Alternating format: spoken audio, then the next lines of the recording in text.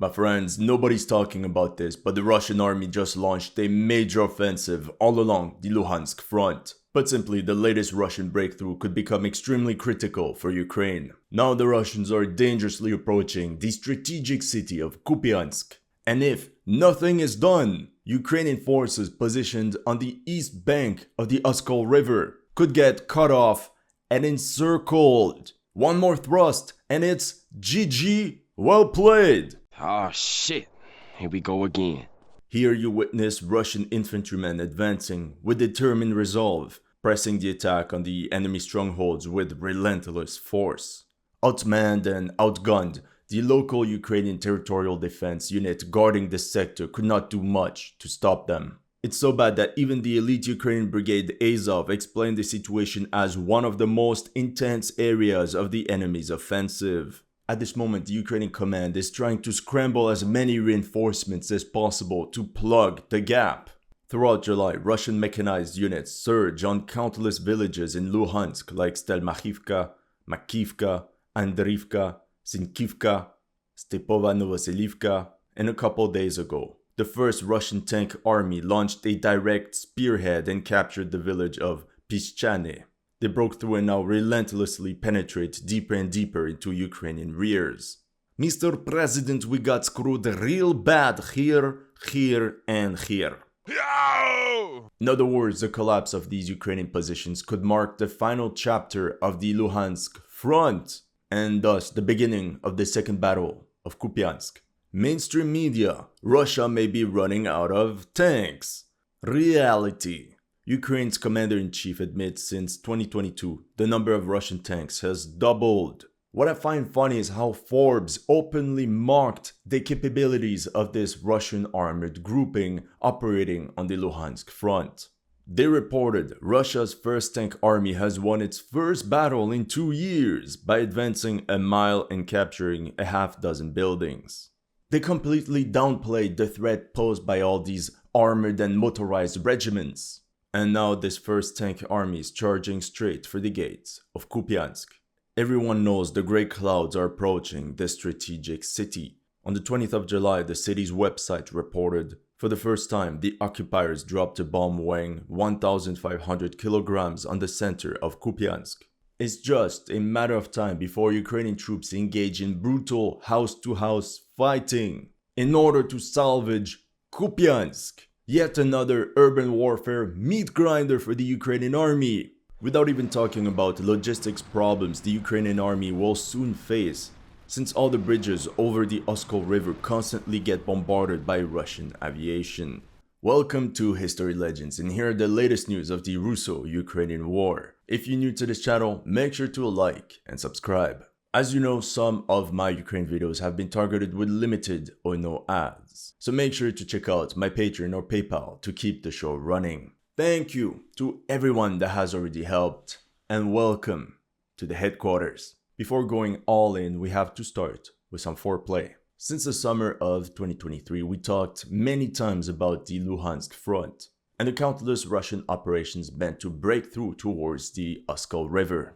The Russian army tried again and again. That was the front on May 1st, 2023, and that was the front line on June 1st, 2024. Not great, not terrible. We also talked about the possibility of a Russian offensive towards Liman, which would open the road towards Slavyansk. But due to the strategic nature of this town, the Ukrainian command extremely fortified this region and sent numerous reinforcements to counterattack any Russian gains, such as shock units of the elite 3rd Assault Brigade Azov in Terny. However, as you know, Russians, Ukrainians, they're very stubborn. If something doesn't work 8 times, what do? That's right, they try 9 times. Mid-June 2024, the party ends as Ukrainian intelligence officers spotted a significant concentration of enemy forces around Svatove. Enemy columns kept converging towards the city, and the Ukrainians noticed an increased activity in this sector, with the Russian forces conducting more and more probing attacks to find weak points and gaps between Ukrainian trench bastions. Pro-Ukrainian Deep State UA even admitted the level of military management of the Russians has somewhat increased. In the end, this says that the Russian 20th Army gathered 10,000 soldiers from the 3rd and 144th Divisions, plus 450 armored vehicles and artillery pieces as strike fist for a major offensive. Ukrainian commanders understood that all this fisting could get uncomfortable real quick. And to add to this, on the 18th of June, the 3rd Assault Brigade Azov wrote the following on their telegram. The enemy is intensifying attacks to reach the borders of the Luhansk region. Because of this factual statement, Azov has been heavily criticized by countless Ukrainian journalists. And guess what? They were right. This is exactly what happened. Almost. The Ukrainian command waited and waited for this much anticipated Russian offensive towards Borova. And all of a sudden, on the 30th of June, the front flared up. A larger Russian mechanized formation charged and reached the outskirts of STEAMROLLS. However, as you can see in these images, the Ukrainians were ready and the Russians met a storm of steel. Here you can even see some damaged vehicles in the open. Our men flee the battlefield! The Ukrainian command popped champagne thinking it was mission accomplished. When on the 6th of July, out of nowhere, Russian assault detachments stormed Pishchane and advanced almost 4 kilometers within a day. They completely shoved away the Ukrainian 103rd Territorial Defense Brigade holding the sector and at once controlled the southern part of the settlement. At that point, I think the Russian command faced 3 options. Number 2, attack right in the center and cross 4 kilometers in open terrain using their armored vehicles towards Pishchane. Or option 3, advance across these 2 fields and storm Berestove. You see, the Russian command tricked the Ukrainians by carrying recon missions all along this front, making it super obvious, only to pull in Uno and attack 15 kilometers to the north. Diversion, main attack, once again the masters of Maskirovka. Again! As a reminder, in late May the Russians had already taken control of Berestove. To be honest, I felt that the Russians would do something in this sector, but I thought they would attack northwards to cut off these Ukrainian forces. But perhaps that was also the most obvious move. So by the 6th of July, they now control the southern half of Pishchane. We can even get a glimpse as to how the Russians launched this surprise attack from a tactical level. The assault was swift and extremely coordinated. Unlike what some people tell you regarding meat wave attacks. It was even preceded by demining engineering equipment like this 40-ton BAT vehicle. In this Ukrainian drone footage, we see 5 Russian armored vehicles, which then take a sharp left turn. Then we see them drive right along this tree line. Now you see the field in the back, to their left. It's purple. Now because of that, we know where this mechanized column attacked from. They probably departed from Krochmalne along this tree line, took a left turn, and then pushed inside this gap in the tree line. After that, they drove along this tree line towards Pishchane, with the purple fields to their left. In the next frame, right at this spot, we see what seems to be 4 Russian armored vehicles destroyed or abandoned. But the video is also a bit misleading because it stops right there. We don't know if some of these BMPs actually returned to the rear. On top of that, since we see Ukrainian mortars firing straight into the tree line, we can guess all the infantry component of this mechanized column actually managed to disembark and probably continue the assault by foot right along this tree line towards the village. Due to the urgent situation, I think the Ukrainians dispatched any available reserve units to counterattack and regain the lost ground. The reason I believe this is because we have evidence in the form of casualty reports of a variety of Ukrainian units that intervened to stop the Russian breakthrough. On the 6th of July, a company commander of the 116th Mechanized Brigade, Senior Lieutenant Pavel Klepak, was reported as KIA. 10 days later, on the 17th of July, Major Leonid Kuzmenko, the commander of the 115th Battalion of the 110th Territorial Brigade, was KIA near Pishchane. Despite this battle of attrition, perhaps the Ukrainians believed that this positional fighting would stabilize the sector, just like it did many times in the past. The front did not move for the next 2 weeks, but this allowed the 1st Tank Army to muster its reinforcements and converge more and more assault detachments towards Pishchane.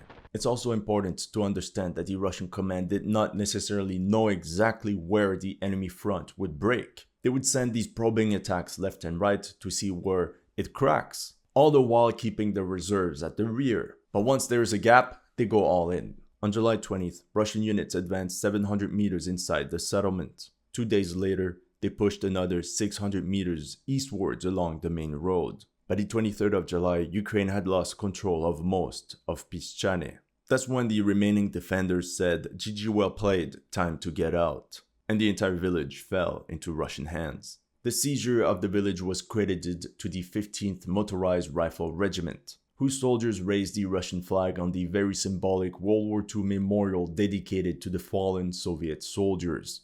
As usual, they also raised the red banner. As a historical reminder, during World War II, the 1st Tank Army defended the northern sector at Kursk, pushed across Ukraine until reaching the Vistula River, and took part in the final assault on Berlin. Now, according to the latest news, 4 elements of the 1st Tank Army spearheaded this offensive towards the Oskol River, and are now only 6 kilometers away from reaching their objective. If spearhead detachments can continue the attack all the way up until Kolesnivka, they will have effectively cut off the Ukrainian front in two, with the Kupyansk grouping in the north and the Liman grouping in the south, whose troops will hardly be able to mutually support each other. All this would be very similar as to what the Russian armed forces went through in Kherson in the fall of 2022. And we know what happened next. Now, from a political perspective, the Russian military almost conquered the entire territorial boundaries of the Luhansk Oblast,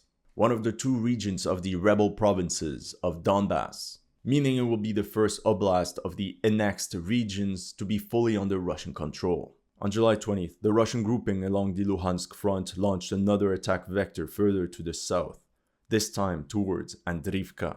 You might ask, why towards this random village? Because if we look at it on a 3D map, we see that this place offers a bridge and a smooth crossing across the Zherebiets River. If the Russians manage to secure this crossing, this is going to be yet another breachhead from where the Russians could launch a new offensive or plan their next moves. However, before the 1st Tank Army will be able to charge towards the river, it will be imperative to secure the flanks and deal with enemy positions north and south of the salient. Otherwise, the Ukrainians could counterattack and encircle countless Russian units, just like the Germans did so often to the Soviets on the Eastern Front. And according to the latest news on the 26th of July, Russian assault detachments expanded the girth of the area of control with an attack north of Pishchane by advancing another 2 kilometers. Another fuck up. Another fuck up. In a way, the successful push towards Pishchane was partly due to the fact that Ukraine's best brigades were pinned down to the north to counter Russian moves against the settlement of Sinkivka. Equally as strategic in the sector is the village of Sinkivka. So let's start with the biggest threat for Ukraine, the Battle of Sinkivka. As you can see on the map, the village is located 6 kilometers northeast of Kupyansk. Sinkivka. As you've seen, I covered this settlement many times. This goes to show how strategic this position actually is. Yet the Russian army proved to be utterly incapable of capturing Sinkivka. No jokes, you just have to whisper the word Sinkivka to any Russian general and he will have the worst nightmares. It got so bad that in the winter the Russian headquarters even fired the 2 commanders-in-chief in charge of the battle for their incompetence. And now the Russians decided to just bypass the village altogether. One way would be to push to the west. The problem for the attacking force is this massive forested area, since it cancels Russian firepower and the benefits of mechanized units. Option 2 is to attack on the eastern side of Sinkivka, but the Russians already attacked there many times and each time got a bloody nose. Eventually the Russians broke the deadlock on the 22nd of June, when they stormed and captured these 2 tree lines. This one 500 meters long and this one 800 meters long. 2 weeks later, by the 7th of July, they had cleared this tree line, stormed this other one, and in the end secured this 1 square kilometer potato field. A great success! But unlike in the past, they managed to keep momentum going. 2 days later, on July 9th, Russian artillery managed to take out key Ukrainian mortar positions, which allowed the infantry to attack along this entire 1 kilometer long tree line just east of Makiivka. Overall, all along this sector, the Ukrainians have lost the bulk of the tree lines on this first line of defense. Of course, the Ukrainians mustered their reserves concentrated in Petropavlivka, but some of them seem to have been halted, like this T-72M1 that was destroyed by an FPV drone near this Petropavlivka. Russian artillery also zeroed in on this town on the outskirts of Kupyansk and hammered any building that was thought of sheltering troops or storing ammunition. With that being said, it's just a matter of time before Ukrainian forces will have to abandon these two sectors, as they're completely surrounded. They will have no other choice but to fall back to the second line of defense, which is already supported by a third line of defense 1 kilometer to the rear along this other tree line. Yet Makiivka remains the stone in the shoe. Now, to hasten the fall of the city, the Russian artillery bombarded over and over the settlement of Makiivka. In this video, we even see 5 Ukrainian riflemen running away from this building in ruins towards some bastion and entrenched positions. Meanwhile, around Liman Pershi, in this forested area I mentioned earlier, both sides simply exchange artillery fire. Here it's the Ukrainians that bombarded the Russians, and in this one the Russian 1486 Motor Rifle Regiment launched a Grad rocket barrage on the enemy.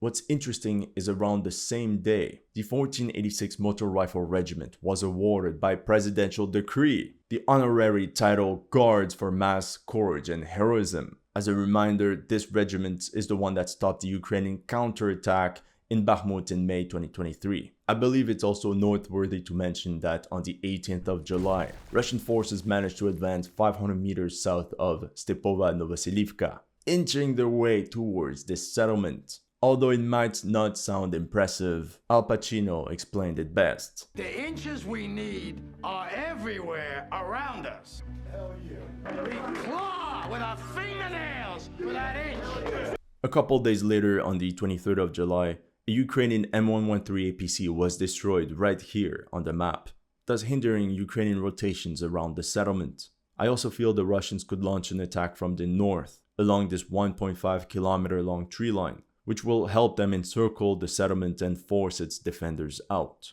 So, let's summarize. Airstrikes on critical bridges over the Oskol River, spearhead towards Pishchane, flanking maneuver of Makiivka, probing attacks near Andriivka, and as part of this major offensive, the Russians now even attacked Makiivka. However, in my opinion, the most lethal Russian attack would be against Makiivka, but the Russians could flank enemy positions from Novovodyane towards Petrivske. It seems the Russians are trying to storm this hilltop on the west bank of the Zherebiets River, which would allow them to flank the village of Makiivka from the north. At the end of June, the Russian command also decided to activate the southern part of the Luhansk Front. Truth be told, the attack towards Liman had failed, the attack towards Terny had also failed, so it was time to bypass these positions altogether. On the 28th of June, Russian assault detachments advanced on a 6-kilometer front with a maximum depth of 1,000 meters. Literally just the tip. However, this was enough for the Ukrainians to send some of their reserves in that direction.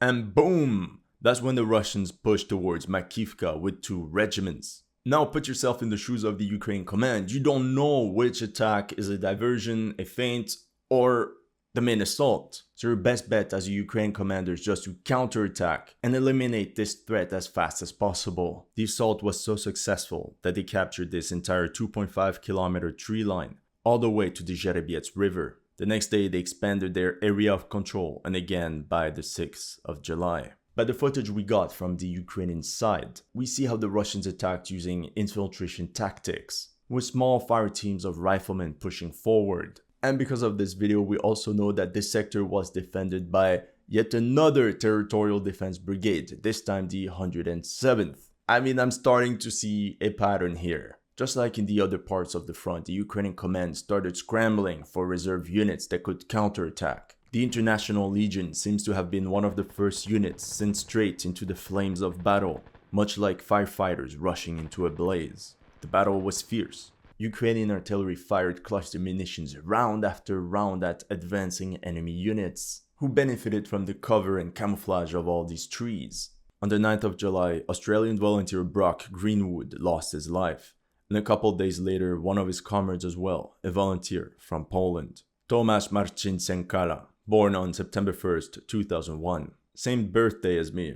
Tomasz joined the International Legion of Ukraine in the fall of 2023 and fell on the 13th of July somewhere around Makiivka. As of now, at least 7 Australians and 15 Poles have been reported as KIA as part of the International Legion. Very far from the hundreds and thousands claimed by the Russian Ministry of Defense. By the 13th of July, forward elements of the Russian army snatched the southern half of Makiivka from the International Legion. And we know this because of this footage, where Russian riflemen took position inside this building just to be zeroed in and Control-Alt-deleted by Ukrainian artillery. And the problem I have with Ukrainian videos is that they always show you these videos of them eliminating Russian troops, but they don't say that they actually lost all this territory. The Ukrainian drone operators then added the sentence, "The occupier decided to escape into space, but forgot he is a pig and not a falcon."